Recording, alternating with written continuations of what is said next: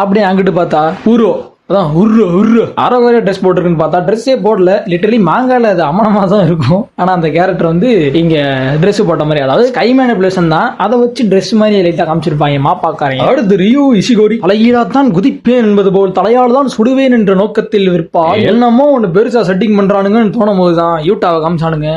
இந்த யூட்டாவின் பொன்னான முகத்திலேயும் முடிவு போட்டு முடித்தனர் JJK காரணங்கள். சோ இந்த எபிசோட ஹைப் அப்படின்னு பார்த்தா மேல கீழே லைட்டா இறங்கி ஏறிச்சு. மியூசிக், அனிமேஷன், ஸ்டோரி லைன் இது மூணுமே குட்டா தான் இருந்துச்சு. இந்த எபிசோட பீக் இல்ல அப்படின்னு சொன்னா சாமி குத்தமாயிருன்ற அளவுக்கு நான் சொல்ல மாட்டேன். ஏன்னா இந்த எபிசோட நைஸ் அப்படின்ற இடத்துக்கு அங்கீகாரம் பெற்றதுதான். ஏன்னா இது ஃபைட்டோட ஒரு ப்ரீ கிளைமேக்ஸ் தான். சோ இதுக்கு அப்புறம் தான்டா ஆட்டமே இருக்குன்ற மாதிரி ஒரு ஃப்ளோல முடிச்சிருப்பாங்க.